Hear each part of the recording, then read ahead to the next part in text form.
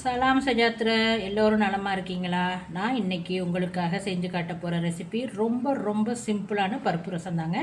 டிஃப்ரெண்ட்டான ரொம்ப ருசியான இந்த பருப்பு ரசத்தை கோழி வறுவல், கிழங்கு வறுவல் இந்த மாதிரி டிஷ்ஷோடு சேர்த்து சாப்பிட்டிங்கன்னா செம்ம டேஸ்ட்டாக இருக்குங்க. வீடியோ பார்க்குறதுக்கு முன்னாடி தப்பாக்கு ரெசிபி சேனலை சப்ஸ்கிரைப் பண்ணாதவங்க சப்ஸ்கிரைப் பண்ணிடுங்க. அருகில் இருக்கிற பெல் ஐக்கோனையும் கிளிக் பண்ணிடுங்க. ஸ்கிப் பண்ணாமல் முழு வீடியோ பார்த்தீங்கன்னா தான் நான் செய்கிற அதே ருசி உங்களுக்கும் கிடைக்கும். வாங்க வீடியோக்குள்ளே போகலாம்.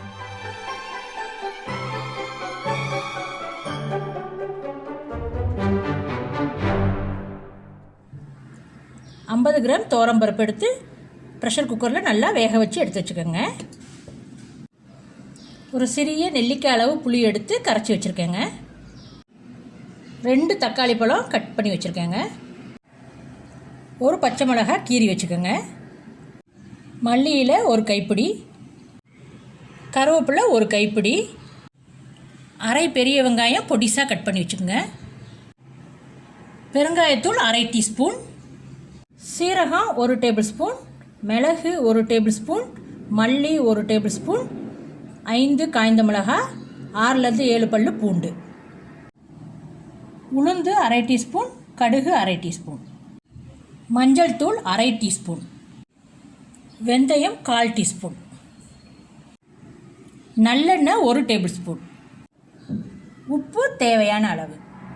ஒரு மிக்ஸி ஜாரில் மிளகு, சீரகம், மல்லி, காஞ்ச மிளகாய் 3, பூண்டு, ஒரு பிடி கருவேப்பிலை எல்லாம் சேர்த்து கொரப்பாக அரைச்சிக்கணுங்க.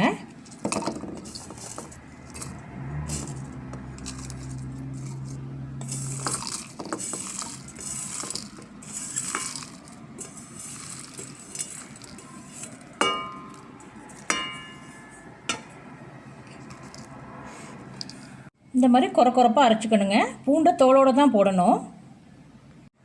இந்த புளிக்கரைசலோட வெட்டி வச்சுருக்க தக்காளியை சேர்த்துருங்க. நல்லா இதோட புளியோடு சேர்த்து நல்லா கரைச்சி விட்டுருங்க தக்காளியை. தக்காளி நல்லா கரையணுங்க. புளி ஞாபகம் வச்சுக்கோங்க, பருப்பு ரசத்துக்கு புளி குறைவா ஊற்றணும், தக்காளி கூட போடணுங்க. பாருங்க, தக்காளியும் புளியும் நல்லா கரைச்சாச்சுங்க. இதில் கருவேப்பிலை, மல்லி இலையை அப்படி கிள்ளி சேர்த்துருங்க. அதோட அரைச்சி வச்சுருக்கோம் இல்லையா, இந்த மசாலாவை சேர்த்துருங்க.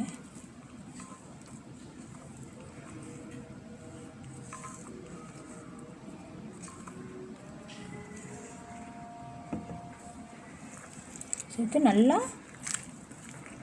கசக்கி பிழிஞ்சு விட்ருங்க.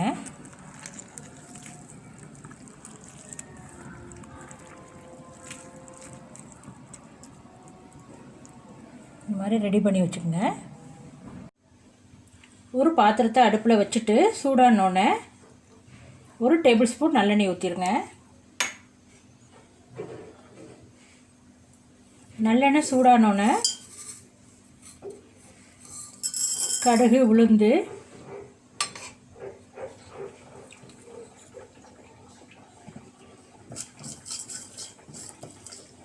கொஞ்சம் பொரியணுங்க. பொரிஞ்சோன்னா வெந்தயத்தை சேர்த்துருங்க.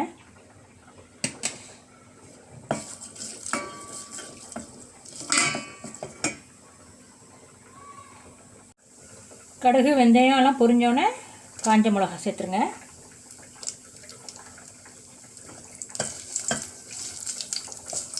காஞ்ச மிளகாய் முழுசாக சேர்த்துடுங்க.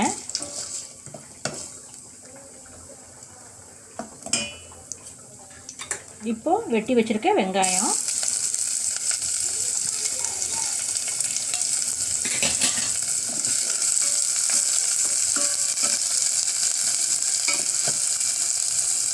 பச்சை மிளகாய்,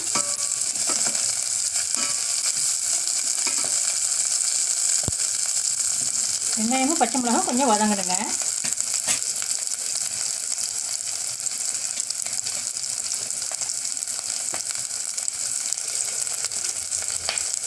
வெங்காயம் பச்சை மிளகாய் பொரிஞ்சிருச்சுங்க. இப்போ நம்ம பெருங்காயத்தூளை சேர்த்துடணும். ஒரு கிளறிட்டு வேக வச்சுருக்க பருப்பை சேர்த்துருங்க.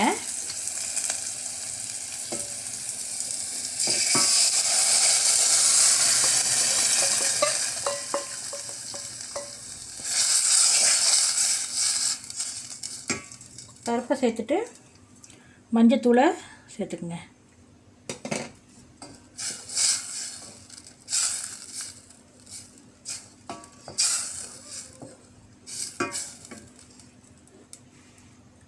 சேர்த்து ஒரு கிளறி விட்டுட்டு நம்ம கரைச்சி வச்சுருக்க இந்த ரசம் இதை சேர்த்துருங்க.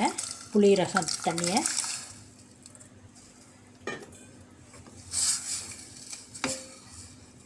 அதுக்கு தேவையான அளவு உங்களுக்கு எவ்வளோ தண்ணி வேணுமோ அந்த அளவுக்கு இப்போ தண்ணி சேர்த்துக்கலாங்க. இப்போ நம்ம தண்ணி சேர்க்க போகிறோம்.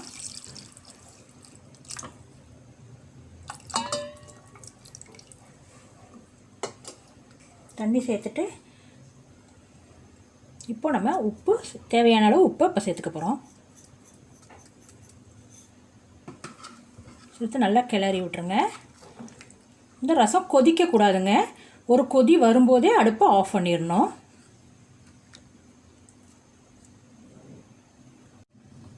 இப்போ பாருங்கள், சுற்றி நுரை வருதுங்க, கொதிக்க ஸ்டார்ட் பண்ணுது. இந்த நேரம் நம்ம மீதி இருக்க மல்லியிலையே தூவிடுங்க. தூவிட்டு கொதிக்கக்கூடாதுங்க. இப்போது ஸ்டவ்வை ஆஃப் பண்ணிடலாம். இந்த ஸ்டேஜில் தான் ஸ்டவ்வை ஆஃப் பண்ணணும்.